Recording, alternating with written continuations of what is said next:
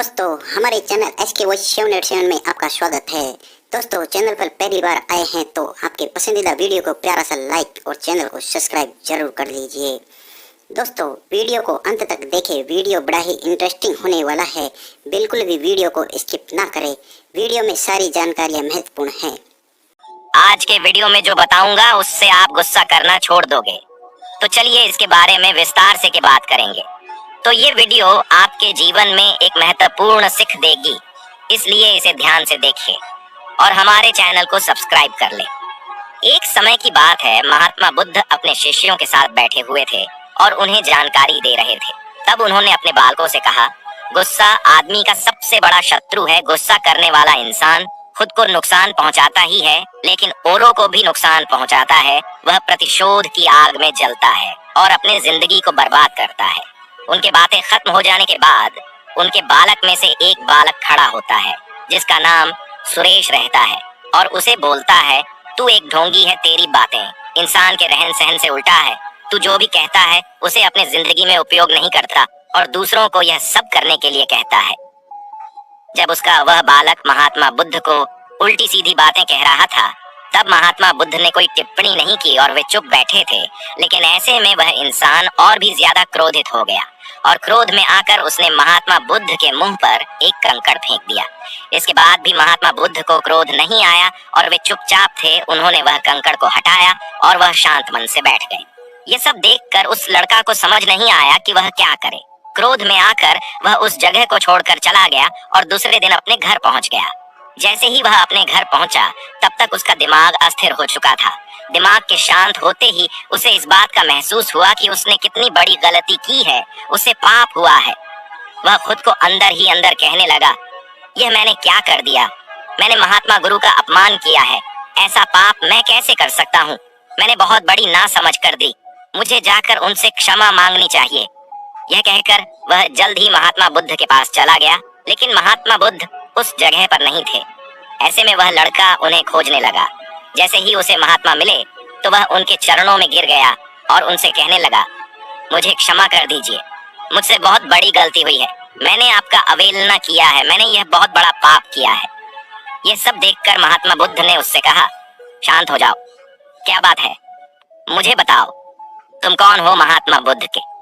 यह पूछने पर वह लड़का अचंभित हो गया। वह सोचने लगा कि महात्मा गुरु मुझे कैसे नहीं पहचान सकते हैं, मैंने तो उनका अवहेलना किया था। यह सोचकर उसने गौतम बुद्ध से कहा, मैं वही बालक हूँ जिसने कल आपका अपमान किया था और आप इतनी जल्दी मुझे नहीं पहचान रहे हैं। गौतम बुद्ध ने उस लड़का से बोला, मैंने तो पहले ही वह जगह छोड़ दिया है और तुम अभी तक वहीं खड़े हो। तुम्हें अपनी गलती का एहसास हो गया है, तुम महसूस कर चुके हो। अब तुम आज के दिन में जीने का फैसला लो। यदि तुम बीते हुए दिन की बातें याद करके बेचैन रहोगे तो तुम्हारा वर्तमान और भविष्य दोनों खराब होंगे। तुम अपनी गलती से सीखो, उसे दोबारा करने की जगह आज को सही करो। हमें बीती हुई बातों को बीती हुई में ही रखकर आगे बढ़ना चाहिए। वह अच्छा हो या गलत, उसके बारे में बार बार महसूस नहीं करना चाहिए। मैं बीती हुई चीजों को पीछे छोड़कर आगे बढ़ता हूँ और ऐसा ही हम सबको करना चाहिए। गौतम बुद्ध की यह बातें सुनकर वह लड़का और भी ज्यादा प्रेरित हुआ और उनसे बोला, मैं आज से आपकी हर एक बातों को माना करूंगा। उस लड़का का अब गलती किया हुआ कम एहसास होने लगा। वह महात्मा के पैरों में गिर पड़ा और उसने अपना गुस्सा छोड़ दिया और क्रोध न करने का संकल्प लिया। महात्मा ने उसके सर पर हाथ रखकर आशीर्वाद दिया। उस दिन से उस लड़का में बदलाव आया और उसके जिंदगी में सच्चाई की, प्रेम और अच्छे विचार की धारा बहने लगी। इस कहानी से हमें यह सीख मिलती है कि गुस्सा करना मनुष्य के लिए सबसे खतरनाक है। यह इंसान का सबसे बड़ा दुश्मन है जो उसे बर्बाद कर सकता है। इसीलिए इंसान को कभी भी गुस्सा नहीं करना चाहिए। हमें यह भी सीखने को मिलती है कि गुजरा हुआ बातों को हमें भूल कर आगे चलना चाहिए। अगर कोई इंसान अपनी गुजरी हुई बातों पर ज्यादा ध्यान देता है तो उसका ध्यान पूरी तरह से बीती हुई बातों में लगा होता है और वह व्यक्ति कभी भी आगे बढ़ने की ओर निर्णय नहीं कर पाता। इसीलिए हमेशा पुरानी बातों को छोड़कर आगे बढ़ने की विचार रखें। हम सब जानते हैं कि गुस्सा हमारे जिंदगी में उल्टा परिणाम ला सकता है, इसीलिए इसे नियमित रखना जरूरी है। और इसी बात पर ध्यान में रखते हुए महात्मा गुरु ने हमें अपने विचारों के माध्यम से एक महत्वपूर्ण संदेश दिया है। महात्मा गुरु ने कहा है, गुस्सा ऐसी आग है जिसमें क्रोध करने वाला दूसरों को नुकसान पहुंचाएगा तथा खुद भी नुकसान पहुंचाएगा। यह बात हमें समझनी चाहिए कि गुस्सा हमें नुकसान पहुंचाने के अलावा खुद को भी हानि पहुंचा सकता है। जब हम गुस्सा में होते हैं, हम लगातार चिंता में रहते हैं, दिमाग स्थिर होता है और हमारी विचार करने की क्षमता प्रभावित हो जाती है। क्रोध हमारे रिश्तों को भी नुकसान पहुंचा सकता है। जब हम गुस्सा में होते हैं तो हम क्रोध में अपने पास वाले व्यक्ति से बदले की विचार रखते हैं और उनसे अन्यायपूर्ण व्यवहार कर सकते हैं। ये हमारे रिश्तेदार, दोस्त और समाज में दूसरों के साथ अच्छे व्यवहार खराब हो सकता है। इसीलिए हमें गुस्सा को नियंत्रण रखना जरूरी है। महात्मा बुद्ध ने हमें दिखाया है कि शांति और सुख का रास्ता क्रोध से होकर नहीं जाता है। वास्तविक शांति और सुख का मार्ग अच्छे विचार की स्थिति के माध्यम से प्राप्त होता है। महात्मा गुरु ने हमें यह भी बताया है कि हमें पश्चाताप करना चाहिए और गलतियां से सीखना चाहिए। जब हम पश्चाताप करते हैं तो हमारी बुद्धिहीनता और दुर्व्यवहार के प्रभाव से मुक्त होने का रास्ता खुलता है। हमें आत्म संयम का विकास करना चाहिए और गुस्सा को नियंत्रण रखने के लिए ध्यान और दिमाग का विकास करना चाहिए। मेरे प्यारे मित्रों, क्रोध हमारे जीवन में उल्टा परिणाम ला सकता है। हमें अपने आप को नियंत्रण रखने की सक्षम होना चाहिए। हमें पश्चाताप करना और उससे सीखना चाहिए।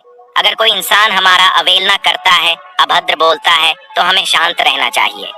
ऐसी बातें को अपने अंदर दिमाग में नहीं लेनी चाहिए, क्योंकि अगर हम ऐसी बातें अपने दिमाग में लेंगे तो हमें भी गुस्सा आएगा। सामने वाला इंसान क्रोध करके खुद का नुकसान कर लेता है, हम भी क्रोध करेंगे तो हमारा भी नुकसान हो जाएगा। इसलिए हमें अपने क्रोध को नियंत्रण में रखना चाहिए और दूसरों के गुस्से का सामना शांत दिमाग से करना चाहिए। महात्मा गौतम बुद्ध जी ने कहा, गुस्सा आग और ज्वालामुखी की तरह होता है। इसके चपेट में आने से केवल बर्बादी ही होगा। उसने अनर्थ और गलत काम किया। अगर उसी लड़का की तरह मैं भी गुस्सा हो जाता तो मैं भी अनर्थ और गलत काम कर लेता। वह इंसान हो सकता है किसी मुसीबत में रहा हो, किसी चीज को लेकर परेशान रहा हो, जिसके वजह से वह यह गलत काम कर लिया हो। मित्रों, गुस्सा करके हम अपने दिमाग को खराब करते हैं। गुस्सा करके हम अपने मुंह से कुछ भी गलत बातें बोल देते हैं। गुस्सा करके हम बेकार की किसी से लड़ाई झंझट कर लेते हैं। गुस्सा करने से हमारे द्वारा करी गई निरर्थक काम को घंटों तक, सप्ताह तक, महीनों तक या फिर सालों तक उस बोले गाए बात को लेकर परेशान रहते हैं। कई बार तो हम क्रोध में कुछ ऐसा कर बैठते हैं जो हमारे मृत्यु समय ही खत्म होती है। हम जब किसी भी सही या गलत बात को बर्दाश्त नहीं कर पाते, तब हमारा स्वभाव बेचैन होता है और हम गुस्सा करने लगते हैं। लेकिन उस क्रोध से नुकसान किसका हो रहा है? अगर आप किसी बात से या किसी को कुछ कहने से क्रोधित होते हैं तो हम कहीं ना कहीं अपना ही नुकसान कर रहे हैं। उस क्रोध की वजह से सामने वाला इंसान जो आपको कुछ बोलकर या कहकर, जिसकी वजह से आप परेशान होकर क्रोधित हुए, वह तो शांत होकर चला गया। उसे जो बोलना था वह बोल लिया। लेकिन आप क्या कर रहे हैं? आप तो गुस्सा होकर खुद का नुकसान ही कर रहे हैं, दिमागी रूप से या फिर शारीरिक रूप से। जिस बात पर आप गुस्सा हो रहे हैं, उस बात को आप एक बार शांत मन से सोचने और समझने की कोशिश करेंगे। सच में कह रहा हूँ, आप गुस्सा करना होना छोड़ देंगे। आपका दिमाग में समझ में आ जाएगा कि इसकी वजह से केवल और केवल अपना ही बर्बादी होता है और किसी का नहीं। अपना दिमाग खोने से बचने के लिए आपका सबसे अच्छा उपाय यह पहचानना शुरू करना है कि आप कब और क्यों गुस्सा हो रहे हैं। क्रोध और हताशा को नियंत्रण करना सीखना भावनात्मक कल्याण को बढ़ा सकता है और एक स्वस्थ, खुशनुमा जिंदगी की ओर ले जा सकता है। यह पहचान कर कि गुस्सा कब आ रहा है या क्रोध का कारण क्या है, आप इसे नियंत्रित करने के रचनात्मक उपाय ढूंढ सकते हैं। हमने एक स्वस्थ शरीर में उस गुस्से को नियंत्रित करने के तरीके के रूप में एक सरल तकनीक बताई है। हमें संयम और सुख की ओर बढ़ने के लायक और क्रोध को नियंत्रण करके अपने जिंदगी को सुखी और खुशहाल बनाने के लिए कोशिश करना चाहिए। गुस्सा करके हम अपने आसपास होने वाली चीजों को सिर्फ एक तरह की नजर से देखते हैं और कई बार ऐसा सोच हमें वह चीजों और व्यवहारों से दूर रखता है जो मुसीबतों का सामना करने में सबसे जरूरी होते हैं। वीडियो को देखने के लिए आपका धन्यवाद। तो दोस्तों, उम्मीद करता हूँ कि आपको अच्छी सीख मिली। ये वीडियो आपको कैसी लगी हमें कमेंट बॉक्स में कमेंट करके जरूर बताएं और इस वीडियो को अपने दोस्तों के साथ जरूर शेयर करें और हमारे चैनल को सब्सक्राइब जरूर कर लें। नमो बुद्धाय।